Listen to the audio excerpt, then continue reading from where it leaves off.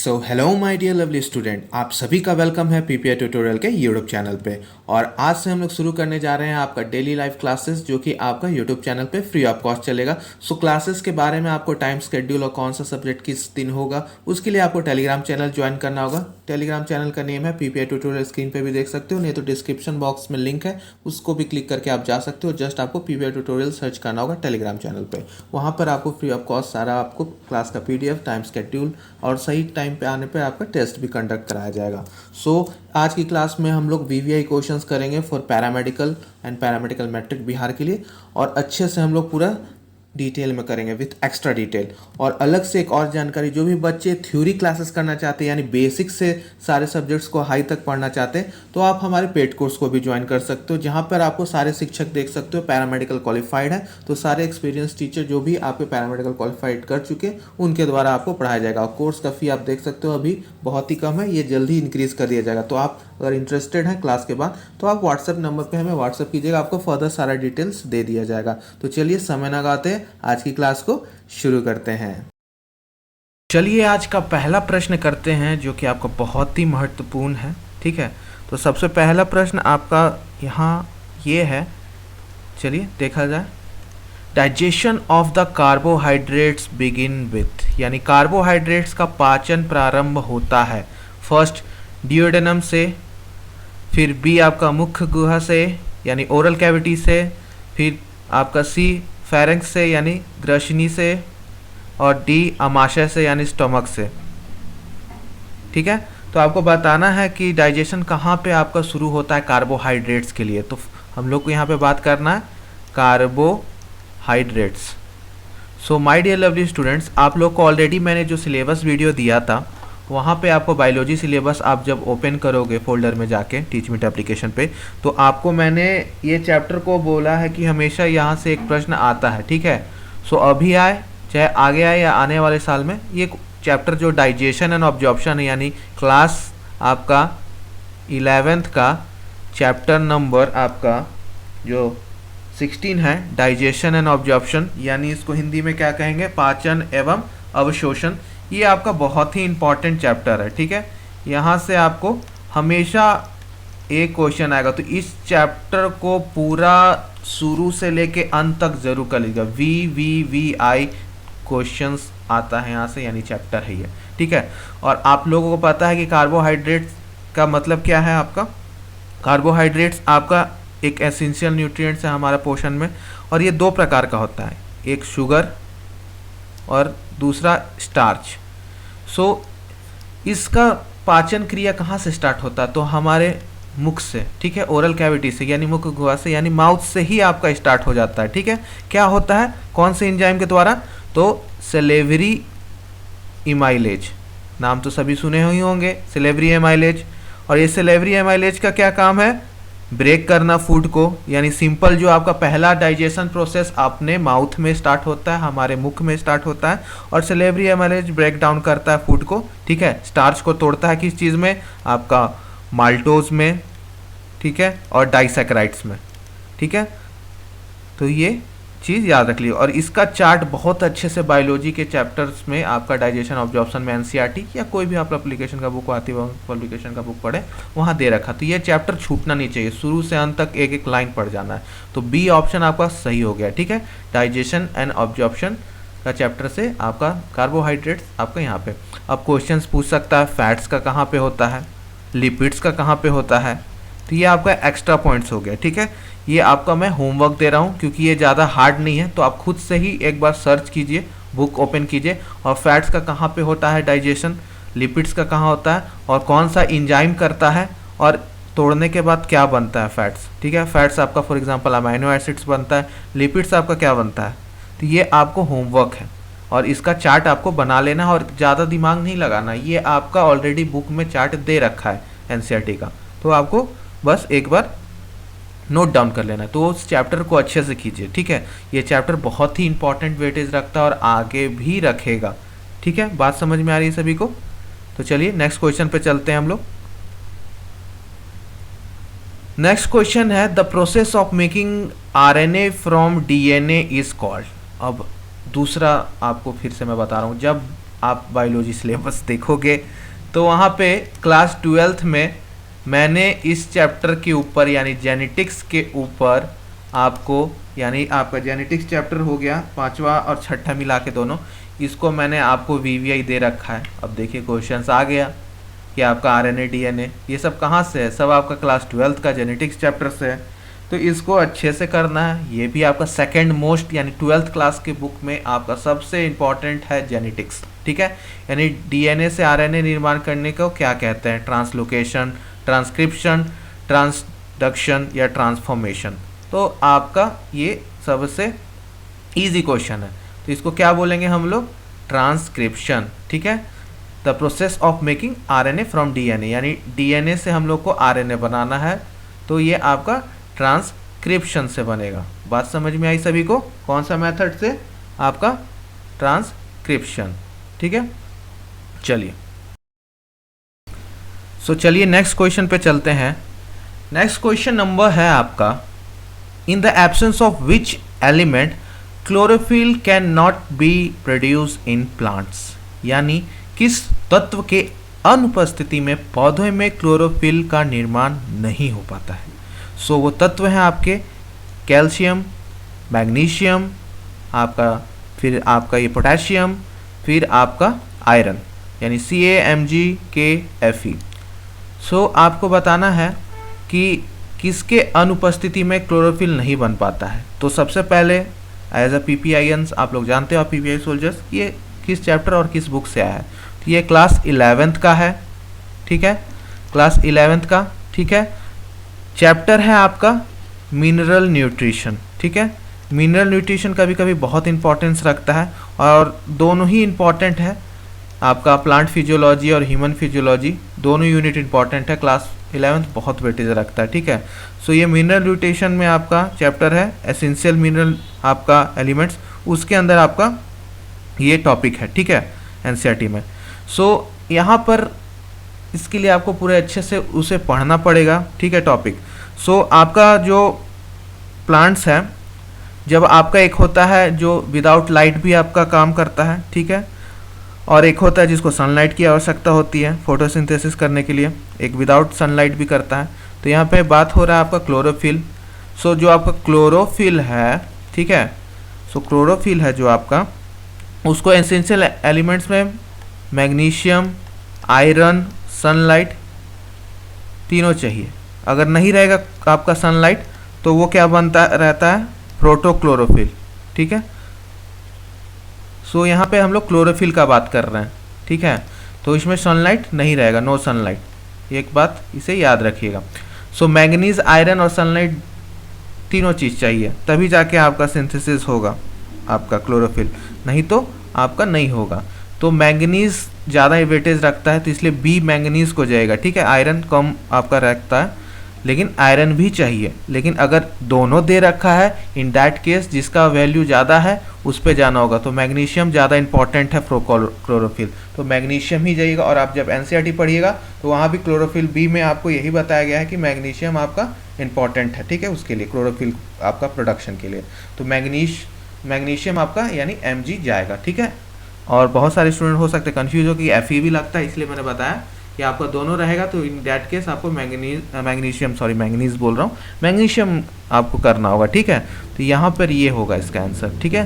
तो ये आपको यहाँ से अभी तक जितने भी चैप्टर्स आए हैं सारे इंपॉर्टेंट है, ठीक है। चाहे वो पहला क्वेश्चन हो आपका, फिर दूसरा आपका, या तीसरा ये मिनरल न्यूट्रिशन, ये सब आपके जो क्वेश्चंस है सब आपको बहुत इंपॉर्टेंट है, ठीक है। डाइजेशन ऑब्जॉर्प्शन बहुत इंपॉर्टेंट चैप्टर, फिर जेनेटिक्स बहुत इंपॉर्टेंट चैप्टर और उसी पे आ भी रहा है क्वेश्चंस, ठीक है, प्रीवियस ईयर्स में देखिएगा तो। और आपका फिर in the absence of which element आपका ये मिनरल न्यूट्रिशन प्लांट फिजियोलॉजी से, ये भी इंपॉर्टेंट। चलिए अब चौथे नंबर क्वेश्चंस पे चलते हैं। Which property is similar between आपका एंजियोस्पर्म एंड जिम्नोस्पर्म, ठीक है। एंजियो और जिम्नोस्पर्म दोनों में आपको बताना है कि आपका सिमिलर प्रॉपर्टीज क्या रहेगा, method of fertilization, types of vessel, nature of endosperm या प्रेजेंस ऑफ ओव्यूल्स, ठीक है। तो आपको बताना है कि आपका जिम्नोस्पर्म यहाँ छूट गया है, एंजियोस्पर्म दोनों लिख लीजिएगा, ठीक है। और ये आपका sexual reproduction in flowering plants से आया है, ठीक है, ठीक है। जिसको आप प्लांट किंगडम में भी डाल सकते हो, दोनों में ही आपका ये सही रहेगा, ठीक है। प्लांट किंगडम में भी डाल सकते हो जिम्नोस्पर्म एमनोस्पर्म, आपका एंजियोस्पर्म, ठीक है, तो ये वहाँ से भी आएगा, ठीक है। सो जल्दी से बता दीजिए कौन सा गुण आपका अनावृत बीजियों और आपका आवृत बीजियों में समान होता है। सो पहला आपका हो गया निषेचन विधि, फिर दूसरा आपका वाहनिकों का प्रकार, सी आपका भ्रूण पोषण की प्रकृति, या डी बीज अंडों का उपस्थिति, ठीक है। यानी method of fertilization, type of vessels, nature of endosperm, या प्रेजेंस ऑफ आपका ओव्यूल, ठीक है। सो आपको बताना है, ठीक है।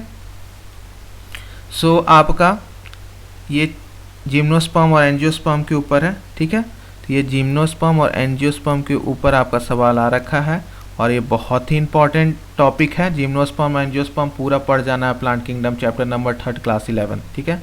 Class 11 chapter number 3 plant kingdom बहुत अच्छे से पढ़ जाना है। वीवीआई है, इसको भी मैंने आपके सिलेबस वीडियो में डाल रखा है, ठीक है। फिर आपका एंजियोस्पर्म, ठीक है, अनावृत और आवृत बीजियों, ठीक है। सो आपका यहाँ पर बहुत सारे कैरेक्टरिस्टिक होते हैं जिसमें जिम्नोस्पर्म और एंजियोस्पर्म एक दूसरे से रिजेंबल करते हैं, यानी एक समान होते हैं। लेकिन यहाँ के गिवन ऑप्शंस में आपका सबसे करेक्ट ऑप्शन बैठता है आपका ओव्यूल्स, ठीक है। वो कैसे कि आपका ओव्यूल्स जो रहता है एंजियोस्पर्म में वो आपका क्लोज रहता है, इन क्लोज्ड यानी बंद रहता है, और आपका जिम्नोस्पर्म में क्या रहता है, वो नेकेड रहता है, ठीक है। यही आपका थोड़ा सा डिफरेंस है, लेकिन दोनों में आपका जिम्नोस्पर्म और एंजियोस्पर्म में ओव्यूल रहता है, प्रेजेंस ऑफ ओव्यूल, तो डी हो जाएगा। अगर इसी में पूछा जाएगा कि क्या डिफरेंस है आपका, ठीक है, डिफरेंस ओव्यूल्स में, तो आपका जिम्नोस्पर्म में नेकेड रहता है और एंजियोस्पर्म में क्लोज्ड रहता है, इन क्लोज्ड, ठीक है। बाकी सब method of fertilization, type of vessel, nature of endosperm, ये सब हटा के ये ज़्यादा आपका करेक्ट ऑप्शन बैठता है, ठीक है। तो ये आपका सही उत्तर हुआ, ठीक है। चलते हैं नेक्स्ट क्वेश्चन की ओर। Which of the following is not a prokaryotic organism, ठीक है। निम्न में से कौन सा आपका प्रोकार्योटिक जीव नहीं है, ई कोलाई, सेचेरोमाइसिस, नॉस्टैक, या माइकोप्लाज्म। अब इसमें से कौन सा जो है आपका नहीं है आपका प्रोकार्योटिक ऑर्गेनिज्म, ये आपको बताना है।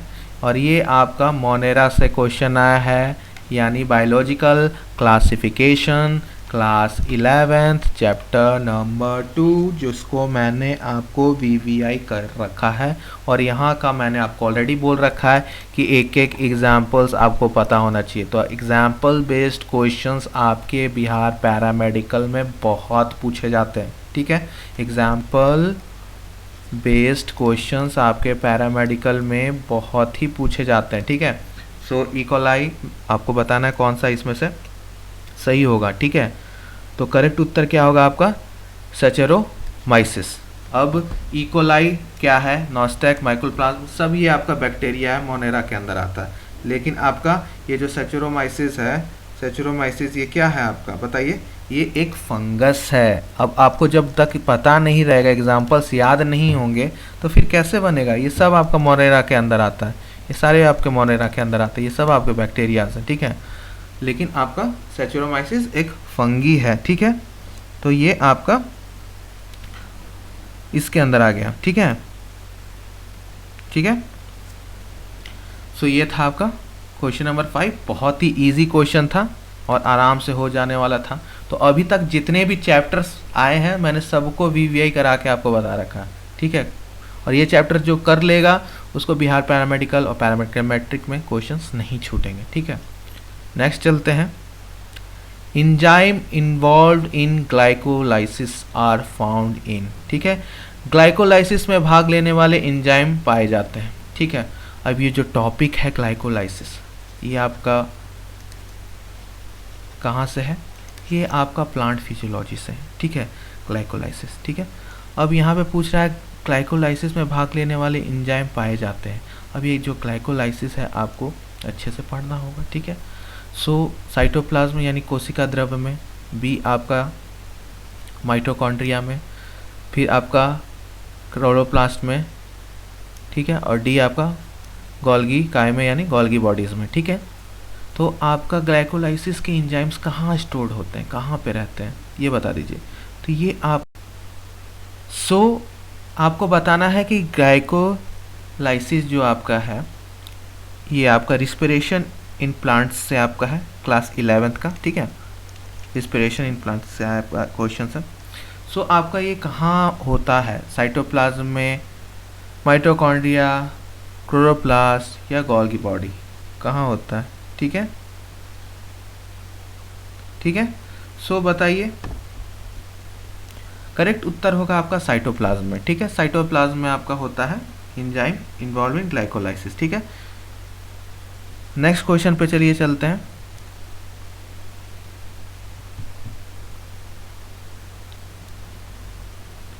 सो ग्लाइकोलाइट साइकिल इज फाउंड इन, ठीक है। ग्लाइकोलाइट चक्र पाया जाता है किस में, पेरोक्सिम्स में, लाइसोसोम्स में, ग्लाइकोसोम्स में या माइक्रोसोम्स में, बता दीजिए कहाँ पे होता है। सो इसका करेक्ट उत्तर क्या होगा, बताइए। तो इसका करेक्ट उत्तर क्या हो जाएगा, बताइए। करेक्ट उत्तर इसका हो जाएगा आपका पेरोक्सिम्स में, ठीक है। सो इसका सही उत्तर हो गया 7 का आपका ए, ठीक है। सो अब चलते हैं हम लोग अपने नेक्स्ट सवाल के ऊपर। क्वेश्चन नंबर 8 आपका कोबरा वेनम इफेक्ट्स, ठीक है। कोबरा का जो विष होता है वो किसे प्रभावित करता है, पाचन तंत्र को यानी डाइजेस्टिव सिस्टम को, बी आपका नर्वस सिस्टम, ठीक है, सी आपका सर्कुलेटरी सिस्टम और डी आपका रेस्पिरेटरी सिस्टम। सो आपका जो कोबरा का वेनम होता है ये न्यूरो आपका टॉक्सिक होता है, ठीक है, न्यूरोटॉक्सिक, ठीक है। सो न्यूरोटॉक्सिक होता है, तो इसका करेक्ट उत्तर हो जाएगा बी नर्वस सिस्टम, ये नर्वस सिस्टम को इफेक्ट करता है, ठीक है। तो इसका करेक्ट हो जाएगा आपका बी नर्वस सिस्टम, ठीक है। नेक्स्ट क्वेश्चन पे चलते हैं, ये सब अच्छे क्वेश्चन है, इसे नोट डाउन कर लीजिएगा। अब आ जाइए क्वेश्चन नंबर 9 के ऊपर। सो आइए अब क्वेश्चन नंबर 9 देखते हैं। निपेंथिस इज, यानी आपको बताना है निपेंथिस क्या है, एक उत्पादक है, परजीवी है, उत्पादक एवं उपभोक्ता दोनों है, या आपका मृत्यु पर जीवी है, यानी प्रोड्यूसर है, पैरासिटिक है, प्रोड्यूसर प्लस कंज्यूमर दोनों है, या कार्निवोरस है। तो इसका सही उत्तर क्या होगा, बताइए। सो इसका करेक्ट उत्तर होगा आपका प्रोड्यूसर और कंज्यूमर दोनों, ठीक है। कैसे, तो जो आपका निपेंथिस है एक आपका कैटेगरी है जो कि प्रोड्यूसर और कंज्यूमर्स दोनों का काम करता है, यानी सेकेंडरी कंज्यूमर अगर बात किया जाए तो ये सेकेंडरी कंज्यूमर्स में आएगा, ठीक है। वो कैसे, इसको डिस्कस कर लेते हैं, ठीक है। सो ये एक तरह का टॉपिकल पिचर प्लांट है, आपको याद होगा, पिचर प्लांट याद होगा, हम लोग पढ़ रखे हैं, पिचर प्लांट है, ठीक है। तो पिचर प्लांट क्या होता है कि एक तरह का वो होता है जो अपना खुद से फूड भी बनाता है यूजिंग सोलर एनर्जी। तो ये आपका सोलर एनर्जी का इस्तेमाल करके अपना खाना बना रहा है, तो ये आपका प्रोड्यूसर हो गया है, ठीक है। अब सेकंड में आपका ये एज अ कार्निवोरस प्लांट काम करता है, यानी कैद करता है इंसेक्ट्स को, तो पिचर प्लांट हो गया। तो ये आपका सेकेंडरी कंज्यूमर्स भी है, ठीक है। तो ये आपका कार्निवोरस प्लांट भी है, तो इसलिए ये आपका आ जाएगा किस चीज़ में, सेकेंडरी कंज्यूमर्स में, ठीक है। तो ऑप्शन सी इसका उत्पादक एवं उपभोक्ता दोनों, तो वो एक तरह का पिचर प्लांट है, टॉपिकल पिचर प्लांट, ठीक है। तो ये था आपका क्वेश्चन नंबर 9। और चलते हैं क्वेश्चन नंबर 10 पे, ठीक है। और अच्छे से नोट्स बनाइएगा, जितने भी चैप्टर्स मैंने बोले हैं और आपको जो सिलेबस वीडियो टीचमेंट को मिला उसको भी अच्छे से कीजिएगा, ठीक है।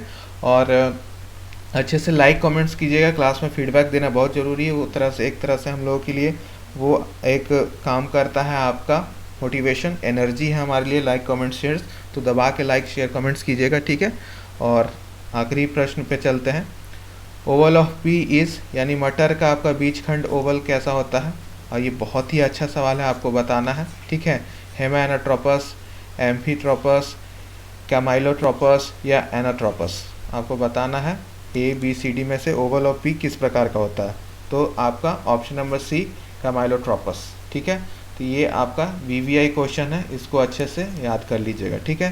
कैमाइलोट्रोपस, जब डिटेल्स में थोड़ा बहुत इसे हम लोग देखा जाएगा, ठीक है। डिटेल्स में आपको टॉपिक्स, ये जो टॉपिक्स हैं ये कराया जाएगा, ठीक है। जेनेटिक्स वाला टॉपिक हो गया, चाहे ये आपका फ्लावरिंग प्लांट्स के अंदर जो आता है, आपका कितने टाइप्स के ओव्यूल्स के पोजीशन होते हैं, ये सब आपको एक्स्ट्रा में कराया जाएगा, ठीक है। लेकिन ये आपका sexual reproduction in flowering plants आपका क्लास 12 का चैप्टर नंबर 2 से, ठीक है। पुष्पादवों में आपका लैंगिक प्रजनन वहाँ से आपका आया, ठीक है। तो इस चैप्टर को भी अच्छे से कीजिएगा, और जितने मैंने चैप्टर्स बोले हैं बायोलॉजी में उतना ही कर लोगे तो देख लो 10 क्वेश्चंस में कोई ऐसा चीज़ था कोबरा वेनम को छोड़ के, वो भी आपको अगर ह्यूमन फिजियोलॉजी में डालना है तो डाल सकते हो, उसको छोड़ के बाकी सारा वही सिलेबस है जो मैंने आपको डिटेल में समझा रखा है टीचिंग पे पेड कोर्स में, तो उसको अच्छे से कीजिएगा, ठीक है। सो आज की क्लास कैसी लगी आपको ज़रूर कमेंट करके बताइएगा। क्लास अच्छी लगी होगी तो अच्छे से कमेंट्स कीजिएगा, लाइक करना ना भूलें और शेयर कर दीजिए क्लासों की अदर स्टूडेंट्स तक भी है हमारा ट्रस्ट और क्वालिटी जो पीपीआई का मेन सिद्धांत है वो पहुंच पाए। और जो भी बच्चे इंटरेस्टेड हैं आप हमें व्हाट्सएप कीजिएगा फॉर द पेड कोर्स, आपको स्क्रीन पर नंबर दिख रहा होगा, आप हमें व्हाट्सएप कीजिए कोई भी आपको क्वेरी है या कोई भी आपको डिटेल्स चाहिए रिगार्डिंग पेड कोर्स, ठीक है। ऑफ़र सीमित है, जल्दी ऑफ़र का लाभ उठाइए। मिलते हैं नेक्स्ट वीडियो में, तब तक के लिए बाय बाय। हंसते रहिए, मुस्कुराते रहिए और पढ़ते रहिए। Bye bye and take care.